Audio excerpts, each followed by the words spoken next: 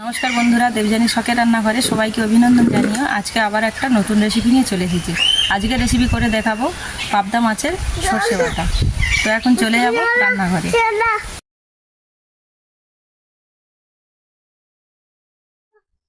এখানে আমি 500 গ্রাম পাবদা মাছ নিয়েছি। এগুলোকে কেটে বেছে ধুয়ে পরিষ্কার করে নিয়েছি। আমি আগের থেকে সর্ষে আর কাজু বাদাম পোস্তটা বেটে রেখে দিয়েছি।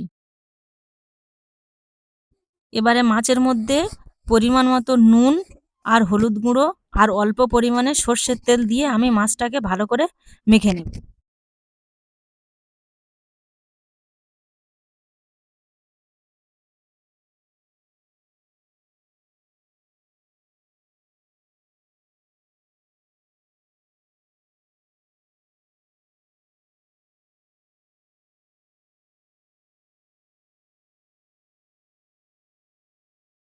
উনুনটা আমি জ্বালিয়ে নিয়েছি আর উনুনের মধ্যে একটা কড়া বসিয়ে আগের থেকে গরম করে নিয়েছি। এবারে কড়ার মধ্যে পরিমাণ মতো সর্ষের তেল দিয়ে দিয়েছি। দিয়ে এবারে মাছগুলোকে আমি কড়াইয়ে দিয়ে দেব, দিয়ে মাছগুলো ভালো করে ভেজে নেব।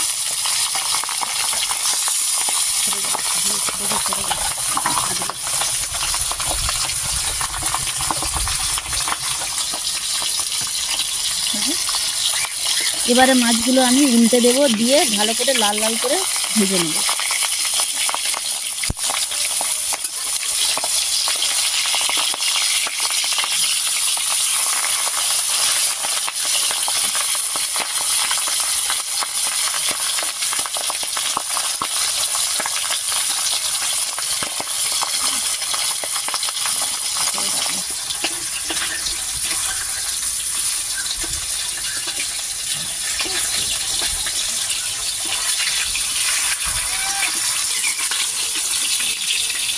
মাছগুলো আমার ভাজা হয়েছে, এবার এগুলো তুলে নেব।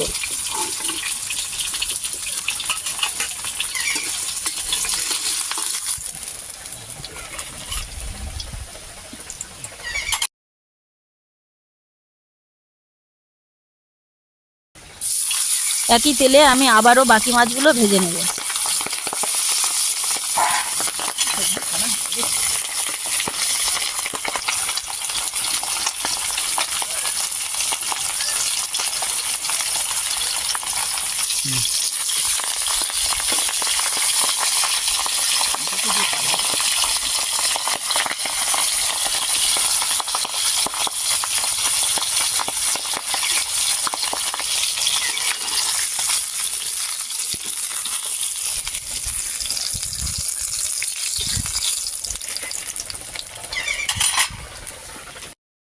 দেখো বন্ধুরা, সব মাছগুলো আমি লাল লাল করে ভেজে তুলে নিই।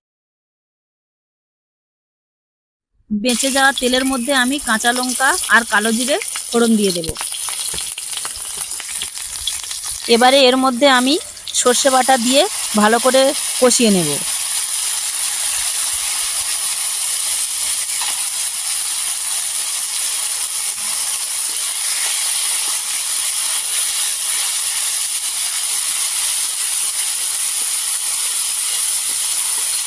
সর্ষে বাটাটা আমার কষানো হয়ে গেছে। এবারে এর মধ্যে দিয়ে দেব পরিমাণ মতো হলুদ গুঁড়ো, দিয়ে এটাকে আমি ভালো করে কষাতে থাকবো।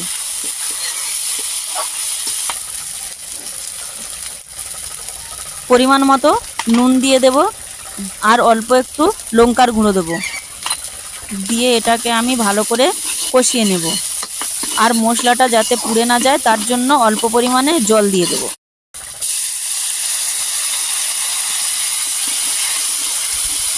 আবারও কিছুক্ষণ এটাকে ভালো করে কষিয়ে নেব।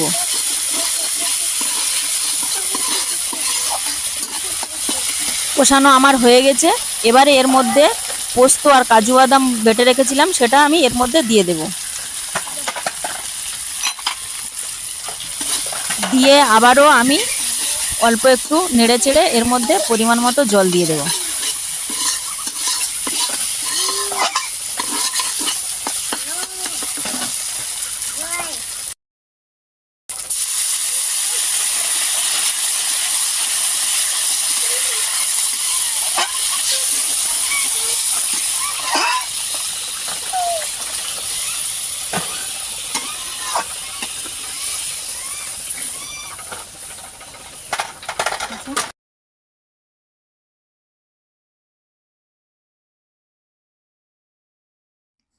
তো বন্ধুরা দেখো তরকারিটা কিন্তু আমার ফুটে গিয়েছে। এবারে এর মধ্যে আমি দিয়ে দেব ভেজে রাখা মাছগুলো।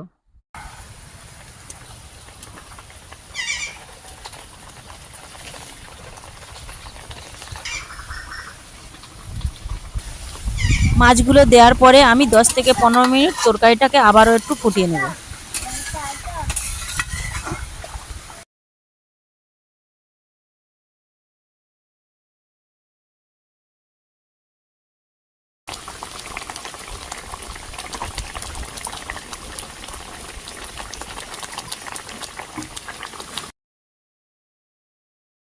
তো বন্ধুরা দেখো 10 থেকে 15 মিনিট আমার তরকারিটা ফুটেছে। এবারে আমি তরকারিটা নামিয়ে নেব।